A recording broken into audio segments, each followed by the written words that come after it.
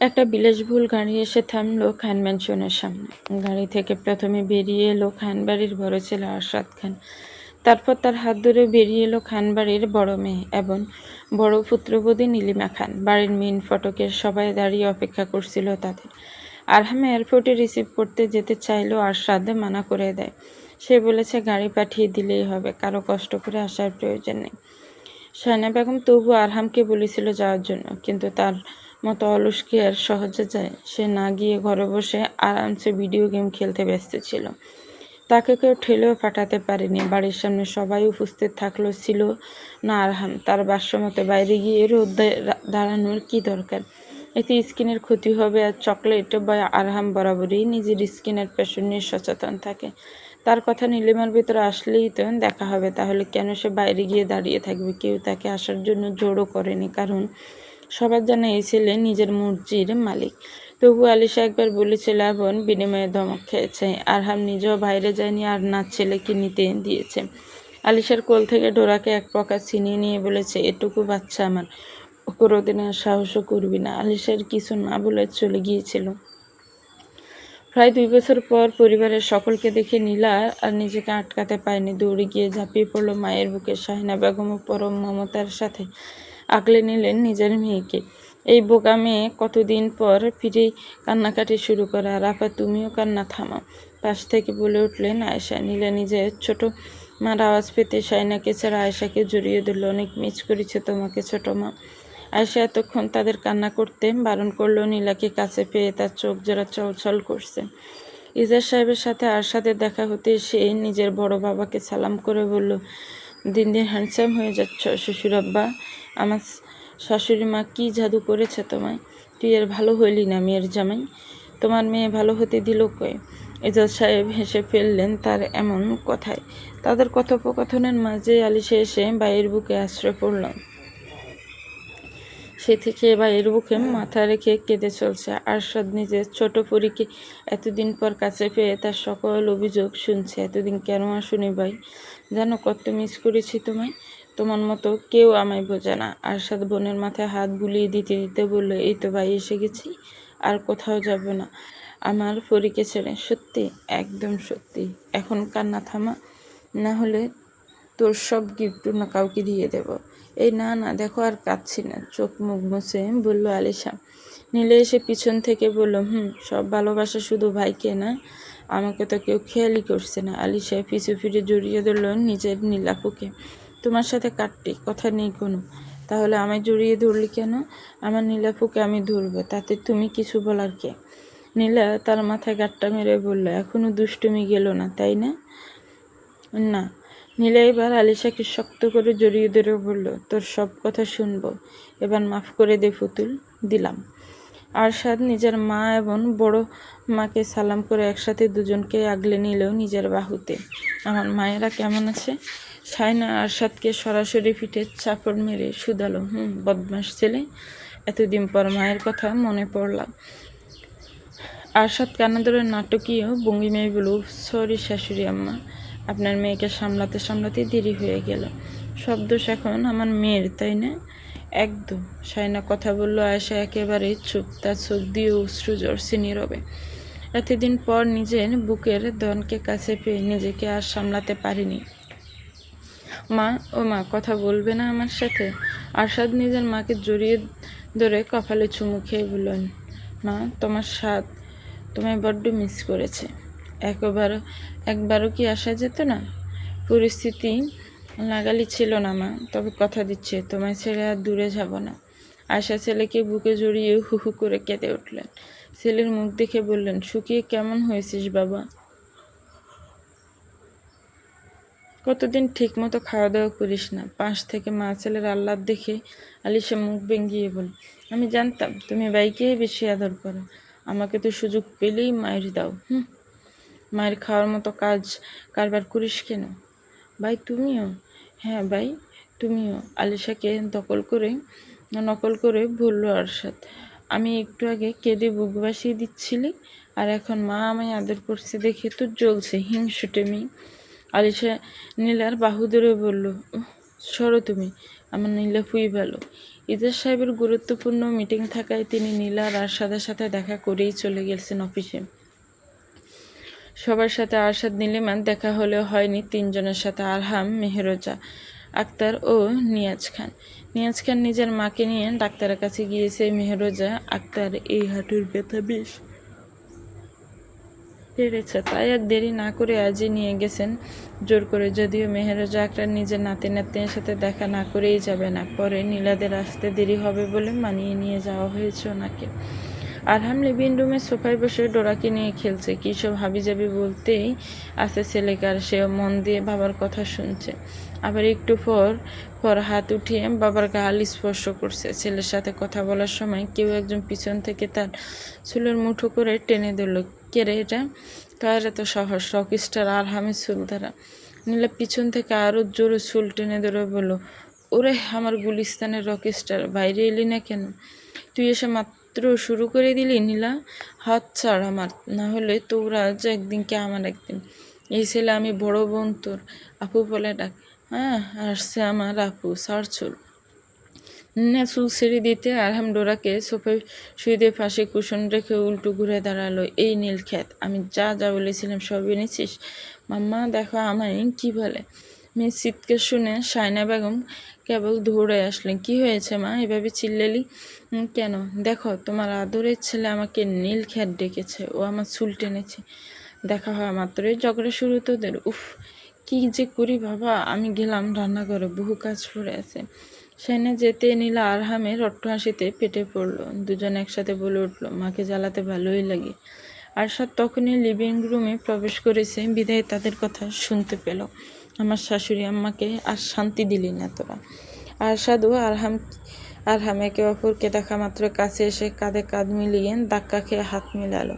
এটা তাদের ছোটবেলার অভ্যাস, দেখা হলেই এমন করে। হেই ব্রো, কতদিন পর। I missed hour football match competition for the লাভ। এসে গেছি তাই এখন আবার হবে। আরশাদ আরহাম দুজনে একসাথে ভুলে উঠল। তাদের সাক্ষাতের মাঝে মিহি স্বরে ওয়া ওয়া শব্দ কানে এলো সবার। আরহামের খেয়াল এলো ডোরার দিকে, যাকে সে সোফায় শুয়ে এসেছে। সে দ্রুত ডোরার কাছে এসে তাকে কোলে নিয়ে বুকে জড়িয়ে নিল। নীলিমা এক দৃষ্টিতে চেয়ে আছে সেদিকে। কি সুন্দর দৃশ্য। সে এগিয়ে গিয়ে বলল, আরশান, আমাদের আরশান। আরহাম মাথা উঁচু নিচ করল। আমি কি নিতে পারি ওকে? আরহাম উত্তর না দিয়ে ডোরাকে এগিয়ে দিল নীলিমার দিকে। নীলের ছোট্ট ডোরাকে কোলে নিয়ে কপালে চুমু আঁকল। কি আদুরে বাচ্চা, পর্সা গোলগাল মুখ, চোখ পিটপিট করে চেয়ে আছে নীলার দিকে। আরশাদ এগিয়ে এসেন, দেখলো ডোরাকে। দেখিয়ে আবেগে মনটা কেমন করে উঠল। এটা তার ছোট পুরুষ সন্তান, মানে তার সন্তান। নীলার থেকে ডোরাকে কোলে নিয়ে আদর করলো। তার যেন বিশ্বাসই হচ্ছে না তাদের ছোট আরহাম আলিশা মা বাবা হয়ে গেছে। অনেক আদুরে, তাই না? দেখো কেমন করে চেয়ে আছে, অনেক আদুরে। আমাদের সবার জান বাচ্চা বলে কথা। এই আরহাম, তোর তো লটারি লেগেছে। এত কিউট বাচ্চা কেমনে হলো তোর? বাপ কিউট বলে ছেলেও কিউট হয়েছে। আমার বোনের জন্য কিউট হয়েছে, বুঝেছিস? আরশান একেবারে আরহামের উপর গিয়েছে, যেন তার ছোটবেলার প্রতিচ্ছবি। এই প্রথম তুই কোনো সঠিক কথা বললি। না, আসলে ভুল বলেছি। আমার বাইফও তার পুপ্পির মতো কিউট হয়েছে, তাই না আরশাদ? না, ও নিজের মামার মতো কিউট হয়েছে, আর আমি পটলের মতো হয়েছি। তার কথায় নীলা আরশাদ হেসে ফেলল। আলিশার শরীর ভালো নেই বিদায় সে ভাই ভাবির সাথে দেখা করেই নিজের কামরায় চলে গিয়েছে অনেক আগে। সায়না আয়েশাও সন্ধ্যার নাস্তার আয়োজন করতে কিচেনে ব্যস্ত। সার্ভেন্টরা নীলাদের লাগেজ তাদের কামরায় নিয়ে গেছে। কিছুক্ষণ আগে নীলা আরশাদ নিজেদের কামরার দিকে যাচ্ছিল, কিন্তু আরহামের সাথে দেখা করার জন্য এদিকটায় আসা। তারা জানতো না একসাথে আরশানের সাথেও দেখা হয়ে যাবে। ছোট আরশানকে নিয়ে যেন তাদের খুশির শেষ নেই। মামা নাকি পুপ্পির মতো হয়েছে, কাকে বেশি ভালোবাসবে এইসব আলোচনাতে ব্যস্ত এখন তারা। নুরার খিদে পেয়েছে বিদায় আরহাম তাকে নিয়ে নিজেদের রুমের দিকে চলে গেল। আরশাদ নীলিমাও নিজেদের রুমের দিকে পা বাড়ালো। কতদিন পর নিজেদের সেই চিরচেনা বাড়িতে তারা, ভাবতেই খুশি খুশি লাগছে দুজনে।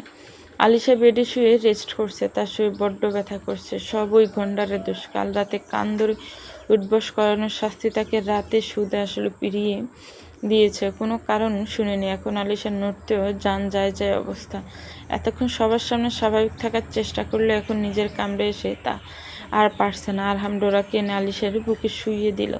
ওর খিদে পেয়েছে, তুই খাওয়া। Are you mad? আজকে ওকে তুই খাওয়াবি। আমি পারবো না, আমার সারা শরীর ব্যথা করছে। প্রথমে আদর করে বলেছিলাম, তখনই রাজি হলে এমন এই অবস্থা হতো না। তাই বলে এতবার? প্রথমবার তো নয়, অভ্যস্ত তুই। দূরে সরবে আদব ছেলে, সাথে তোর আন্ডাকেও সরা। আমার আন্ডার খিদে পেয়েছে, তুই খাওয়া।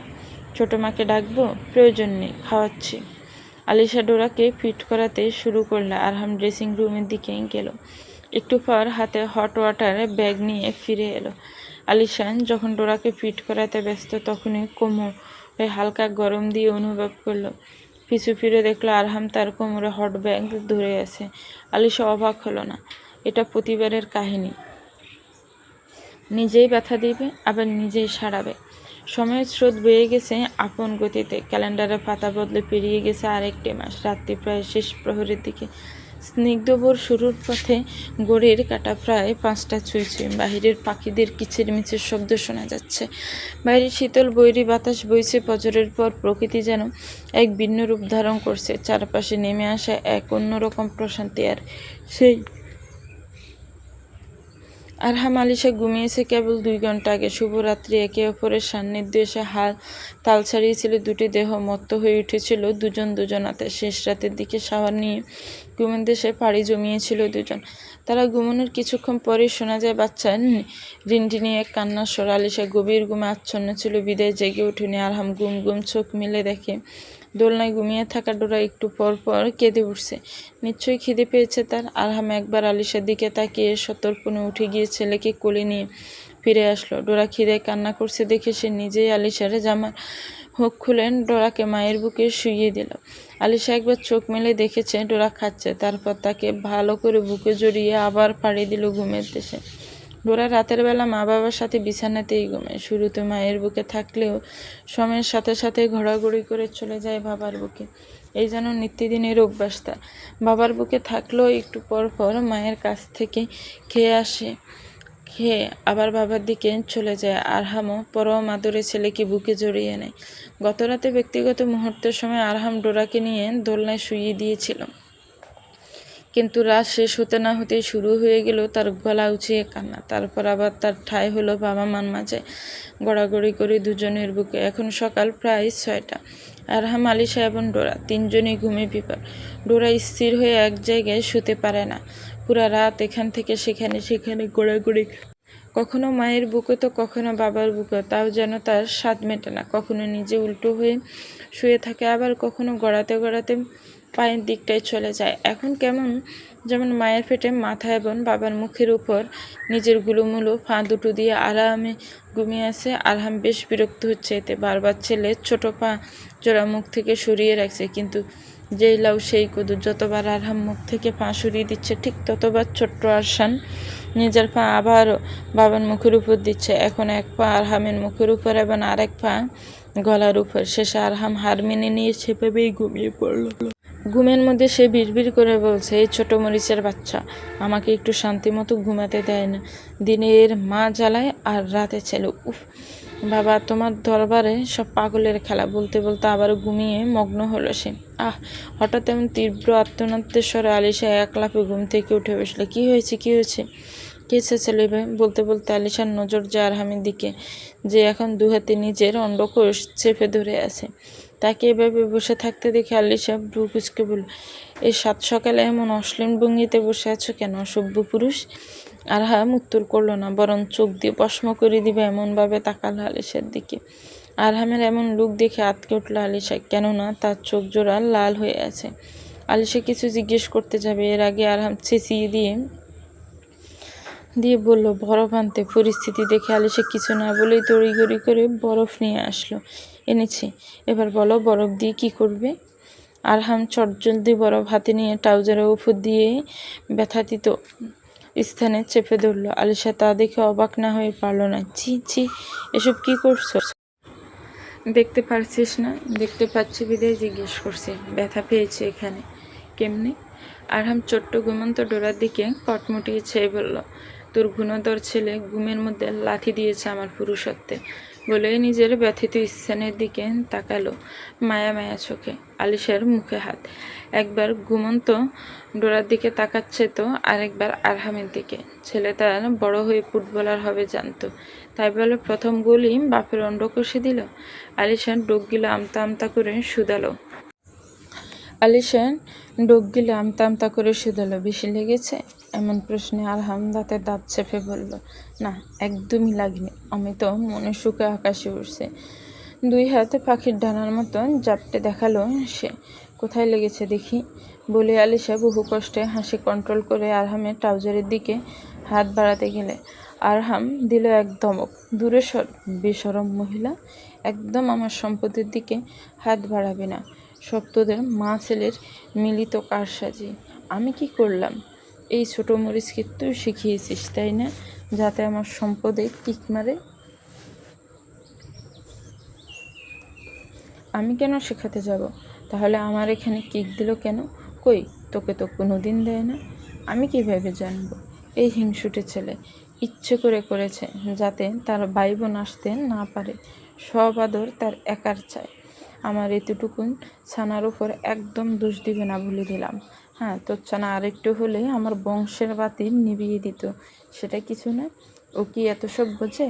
এত ছোট বাচ্চা আমার, বুঝে বুঝে সবই বুঝে। আজ বিয়ে দিলে কালই বাপ হয়ে যাবে তোর এতটুকুন বাচ্চা। সবাই কি আর তোমার মতো? কি বললি? কিছু না। উফ, এখনো জ্বলছে। এতটুকু মরিচের পায়ে এত জোর কেমনে? বাচ্চাদের হাত পায়ের থাবায় একটু জোরেই লাগে। আর 16 মাসের বাচ্চার কি আর কতই বা লাগবে? তোর 16 মাসের বাচ্চা আমার এবং তোর ভবিষ্যৎ অন্ধকার করে দিত আর একটুর জন্য। আলিশা কিছু বলতে যাবে, তার আগে ডোরা শব্দ করে কেঁদে উঠল। মায়ের সাইডে ফিরে নিজের ছোট ছোট হাত দিয়ে মাকে খুঁজছে সে।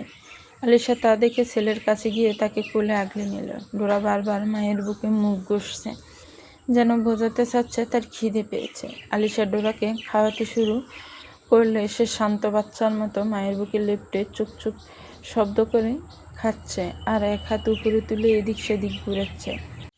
আরহাম মা ছেলের দিকে এক পলক তাকিয়ে আবার শুয়ে পড়ল। তার ঘুম পাচ্ছে অনেক। ঘুমানোর আগে আলিশাকে কাট কাট শব্দে জানিয়ে দিল যাতে মা ছেলে কেউই তার ঘুমের ব্যাঘাত না ঘটায়।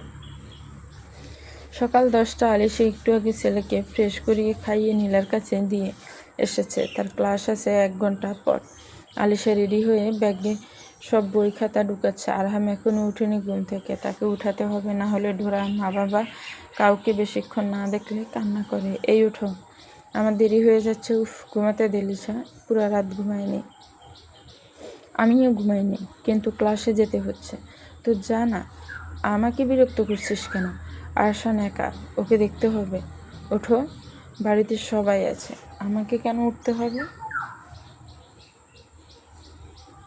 তুমি জানো না ও আমাদের ছাড়া বেশিক্ষণ থাকে না। আমি চলে গেলে কান্না শুরু করবে। আরহাম উত্তর করছে না, সে আবার ঘুমিয়ে গেছে। আলিশা জানে তাকে এত সহজে তোলা যাবে না, তাই সে আরশানকে কোলে করে নিয়ে আসলো রুমে। আরশানকে আদর করে বেডে ছেড়ে দিল, বাকিটা সে নিজেই করে নেবে। আমার সোনা বাচ্চাটা, বাবার সাথে থেকো, মামার জলদি চলে আসবো, টাটা। আরশান মায়ের দিকে তাকিয়েছিল। মায়ের কথা শুনে সেও আদো আদো গলায় বলল, টাটা। আলিশা হেসে বেরিয়ে গেল ক্লাসের জন্য। মাকে যেতে দেখে আরশান বাবার দিকে তাকালো, যে এখন উদাহম গায়ে উল্টো হয়ে শুয়ে আছে।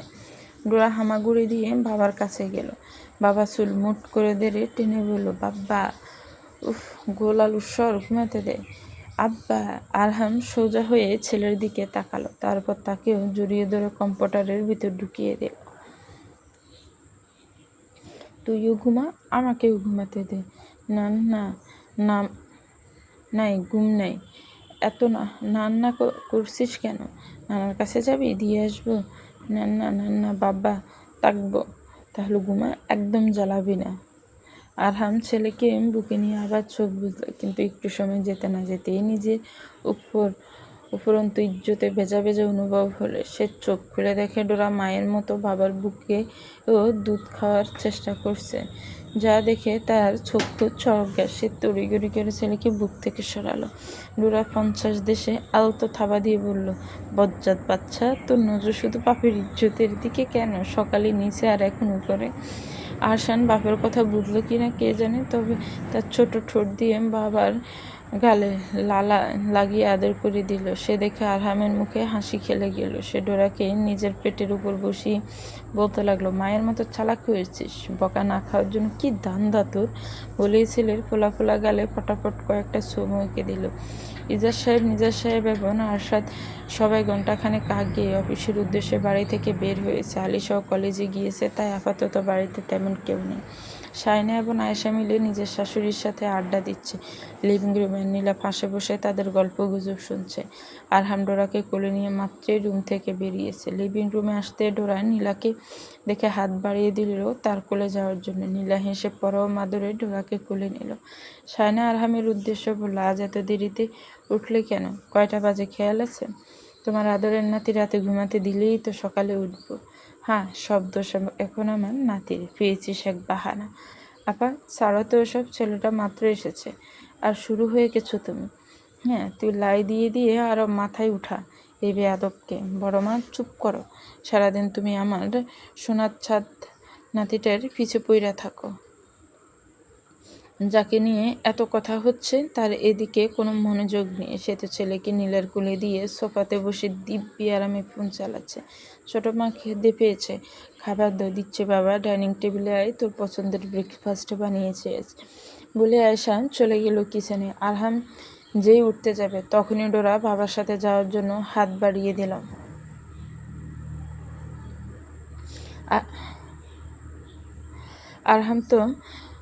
আরহাম তা দেখে ছেলেকে কোলে নিয়ে গেল ডাইনিং টেবিলের দিকে। আজ আয়েশা আরহামের পছন্দের অ্যাভোকাডো স্যান্ডউইচ বানিয়েছে, সাথে আছে ঘিয়ে ভাজা পরোটা আর অমলেট। আরহাম স্যান্ডউইচ নিয়ে খাওয়া শুরু করলে ডোরা বাবার কোল থেকে হাত পা দাপাদাপি শুরু করে দিয়েছে, যেন বোঝাতে চাচ্ছে সেও খাবে। টোস্টেড স্যান্ডউইচ হওয়ার কারণে আরহাম তা ডোরাকে দিল না, বরং পরোটা ছিঁড়ে অল্প অল্প করে তার মুখে তুলে দিতে থাকলো। আরশানের ছোট ছোট 4টি দাঁত উঠেছে, এখন দেখতে বড্ড আদুরে লাগে। আর আরহামের বাসায় ইঁদুর ছানার মতো দাঁত। ডোরা অল্প খেয়ে আর খেলো না। কাউকে কোনো কিছু খেতে দেখলে সে হাত বাড়িয়ে তা খেতে চায়, কিন্তু একটু মুখে দেওয়ার পর আর খায় না। ডোরা এখন আবার বাবার গলায় থাকা লকেট নিয়ে খেলতে ব্যস্ত। আয়েশা এসে বলল আরশানকে তার কোলে দিতে, যাতে আরহাম আরাম করে খেতে পারে। আরহাম কিছু বলার আগে ডোরা বাবার মুখে মুখ গুজে দিল, সে যাবে না। তবুও আয়েশা জোর করে নিতে চাইলে সে বাবার টি শার্টের অংশ তার ছোট গুলুমুলো হাত দিয়ে মুঠো করে দূরে রাখলো। সে যাবে না মানে যাবেই না।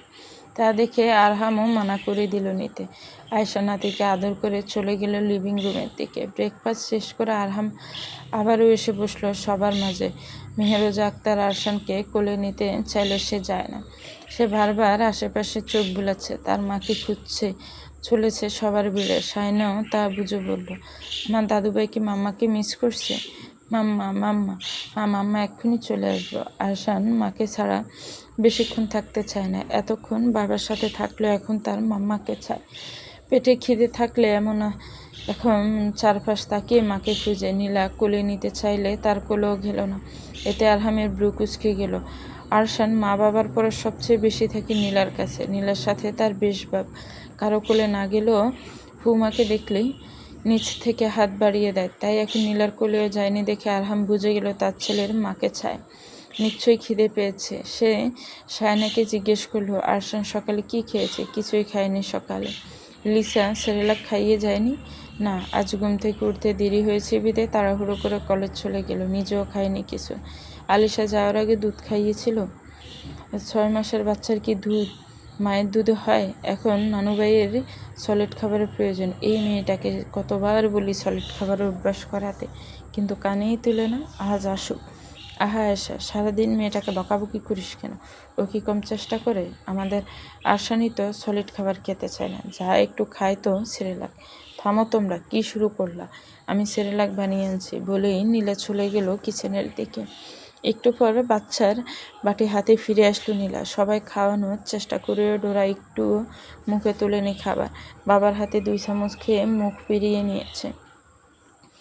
তাই আর কেউ চেষ্টা করেনি খাওয়ানোর। আরহামের বারবার কল আসছে, আজ তার ভার্সিটি যেতে হবে, গ্রুপ প্রজেক্টের কাজ বাকি।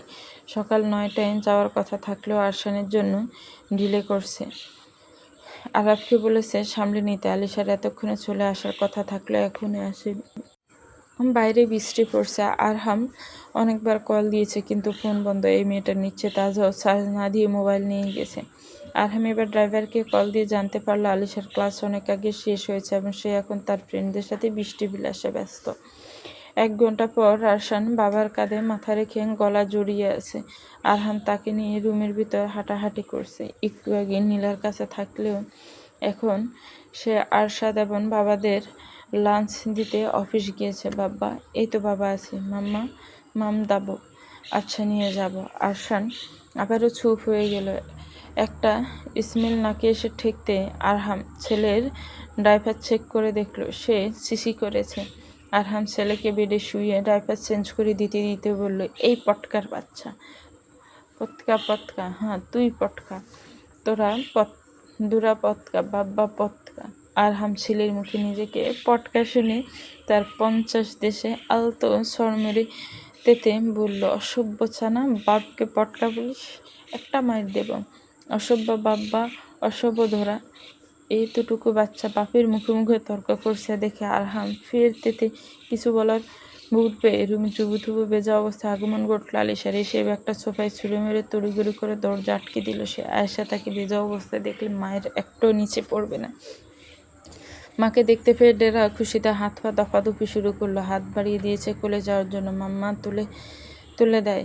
আলিশান ডোরাকে দেখা মাত্রই হেসে ফ্লাইং কিস ছুড়ে দিল, কিন্তু ভেজা শরীরে কোলে নিল না। আমার সোনা বাচ্চা, মাম্মা মিসড ইউ বলেই আলিশান নিজের ভেজা কলেজ ড্রেস ক্রস বেল্ট খুলতে উদ্যত হলো। এত দেরি হলো কেন? আরহামের প্রশ্নে আলিশান নজর গেল সেদিকে, যে এখন রাগী দৃষ্টিতে চেয়ে আছে তারই দিকে। ক্লাস দেরিতে শেষ হলো তাই। শরীর ভেজা কেন? গাড়িতে ওঠার সময় ভিজে গিয়েছে। এক থাপড়ে গাল পাঠিয়ে দেবো বেয়াদব, মিথ্যা কথা শিখেছিস? আরহামের গর্জনে আলিশার হাত থেমে গেল। কি মিথ্যা? ক্লাস টাইমলি শেষ হয়েছে এবং তুই ইচ্ছাকৃতভাবে সবার সাথে বৃষ্টিতে ভিজেছিস। নিজের ছুরি ধরা পড়াতে আলিশার চোখ কিছু বন্ধ করে নিল। আরহাম এসব কেমনে জানলো? বৃষ্টিতে কেন ভিজেছিস জানিস না? তোর ছোট বাচ্চা আছে, সবাই ভেবে ভিজছিল, তাই আমিও। সবার বাচ্চা আছে? আলিশা দুদিকে মাথা নাড়ালো। তাহলে সবাই যা করবে তোরে কি তাই করাই লাগবে? এখন যদি আরশানের ঠান্ডা লাগবে না, আমি খেয়াল রাখবো। আরহাম এবার আলিশার উপর থেকে নিচ স্ক্যান করলো। সাদা কলেজ ড্রেস ভেজার কারণে শরীরের সাথে লিপটে আছে। ইনারের কিছু অংশ দৃশ্যমান। বেয়াদব, আবার কি হলো? এই ভেজা শরীরে ছেলেদের সামনে ছিলে? লাজ লজ্জা কি সব বয়ে গেছে? না, কোনো ছেলে ছিল না, শুধু দিহান আর মিথি। দিহান মেয়ে? না, ছেলে। ও দেখেনি তোকে এভাবে? ও আমার ভাই আরহাম, যদিও আমিও তোর ভাই ছিলাম, এখন বাচ্চার বাপ। আলিশা চুপ করে আছে। আরহাম এসে তার চল শক্ত করে ধরে হিসিয়ে বলল, বেহায়ার মতো শরীর দেখানো কবে থেকে শুরু করলে? ব্যথা পাচ্ছি আমি, ছাড়ো। আরহাম হাত সরালেও তার রাগ একটুও কমেনি। আর কোনোদিন যাতে আমি না দেখি বাইরে থেকে ভিজে এসেছিস। আলিশা চুপচাপ দাঁড়িয়ে আছে। কি বললাম শুনতে পেরেছিস? আলিশার চোখ টলমল করছে। ফ্রেশ হয়ে আয়, হেয়ার ড্রায়ার দিয়ে চুল শুকিয়ে নেবে, আমার ছেলের যাতে ঠান্ডা না লাগে। আলিশা চলে গেল ওয়াশরুমে। আরহাম ডোরাকে কোলে নিয়ে ব্যালকনিতে গেল। ডোরা এখন কিছুতেই বাবার কোলে থাকবে না, তার মাকে চায়। এটা দেখে আরহাম বলল, মির্জাপুরের বংশধর, এতক্ষণ বাপের কাছে ছিলি, এখন যেই মা এসেছে আর বাপকে ভুলে গেলে। নিজের কথায় আরহাম নিজে ভেবেছাকা খেয়ে গেল। সে কি কোনোভাবে নিজেকে মির্জাফর দাবি করলো? কারণ এই ছোট মরিচ তো তারই বংশধর। তার ভাবনার মাঝে আলিশা ফ্রেশ হয়ে এসেছে। এসে এই ছেলেকে কোলে নিয়ে আদর করলো। আমার জান বাচ্চা। ছোট্ট ডোরাও নিজের গুলোমুলো হাত দিয়ে মায়ের চুল টেনে আদর করছে। আলিশা ডোরার পোলা পোলা গালে চুমু খেলে ডোরাও মায়ের অনুকরণ করে তার গালে লালা লাগিয়ে আদর করলো। আমার বাচ্চা আদর দিয়েছে মাম্মাকে? আমার মাম্মা আদর। আলিশা হেসে বুকে জড়িয়ে নিল তাকে। আরহাম মা ছেলের দিকে তাকিয়েছিল এতক্ষণ, কিন্তু আরাফের কল আসতে তার হুঁশ ফিরল। ডোরাকে খাইয়ে দিয়ে সকাল থেকে কিচ্ছু খায়নি। আমি ভার্সিটি যাচ্ছি, তোর জন্য এমনিতেই অনেক দেরি হয়েছে বলেই আরহাম বের হয়ে গেল। তারা আছে বলে আগে থেকেই তৈরি হয়েছিল যাতে আলিশা আসলে বের হতে পারে। আলিশা ছেলেকে ফিট করাতে শুরু করলো। ডোরা খেতে খেতেই মায়ের বুকে ঘুমিয়ে পড়ল। হঠাৎ দরজানকের আওয়াজে আলিশা সেদিকে তাকালো। কে? নীলা, আসতে পারি পুতুল? আলিশা ডোরাকে সরিয়ে নিজের কাপড় ঠিক করে বলল, নীলাপু, ভেতরে এসো। নীলা এসে দেখলো ডোরা ঘুমিয়ে পড়েছে আর আলিশা তাকে ঠিকভাবে শুইয়ে দিচ্ছে। আরহামকে বাইরে যেতে দেখলাম, তাই ভেবেছি তোর সাথে এসে আড্ডা দে। ভালো করেছো নীলাপু, একা একা বোর হচ্ছিলাম। নীলা ডোরার দিকে তাকিয়ে বলল, না খেয়েই ঘুমিয়ে গেছে? দুধ খেয়েছে, এখন অন্য কিছু দিলে খেত না। সলিডের অভ্যাস করাবি না ওকে? তুই না থাকলে কিছুই খেতে চায় না। চেষ্টা কি কম করি, কিন্তু দুষ্টুটা কিছুই মুখে দিতে চায় না। যা একটু মুখে দিল সেটাও বহু কষ্টে। এখনও ছোট, আর একটু বড় হলে নিজ থেকেই চাইবে। তাই যেন হয়। আজ লাঞ্চ দিতে যাওনি অফিসে? গিয়েছিলাম, একটু আগেই ফিরেছি। প্যাকিং ডান? শুরুই তো করলাম না, তুই করেছিস? না, মিনিংগন্ডারের বাপকে দিয়ে করাবো সব কাজ। আলিশার সম্বোধন শুনে নীলা হেসে ফেলল। আমি হেল্প করে দেব তাহলে। তাহলে আমার ভাইয়ের কষ্ট একটু কম হবে। একদমই না, আজ অনেক বকেছে আমায়, তাই এর জন্য শায়েস্তা করবো। আচ্ছা। নীলার ফোনে কল এসেছে আরশাদের, তাই সে যাওয়ার জন্য উঠে দাঁড়ালো। আমি এখন আসি, তুই সব লিস্ট করে ফেল কী কী নেওয়া বাকি আছে। কাল সকালের ফ্লাইট, হাতে সময় নেই। আচ্ছা, কল ধরো। আমার ভাই সে কবে থেকে কল দিচ্ছে। নীলা কল রিসিভ করতে করতে বেরিয়ে গেল রুম থেকে। চলবে তো ভিউয়ার্স, গল্পটার এই পর্ব কেমন লেগেছে একটি কমেন্টস করে জানাবেন। গল্পটা ভালো লাগলে একটু লাইক করবেন, গল্পটাকে শেয়ার করবেন, আর আমার চ্যানেলকে সাবস্ক্রাইব করবেন। যারা অলরেডি সাবস্ক্রাইব করে রেখেছেন তাদেরকে অনেক অনেক ধন্যবাদ। ভালো থাকবেন, সুস্থ থাকবেন, আমার চ্যানেলের সাথে থাকবেন। আল্লাহ হাফিজ। আসসালামু আলাইকুম রহমতুল্লাহ।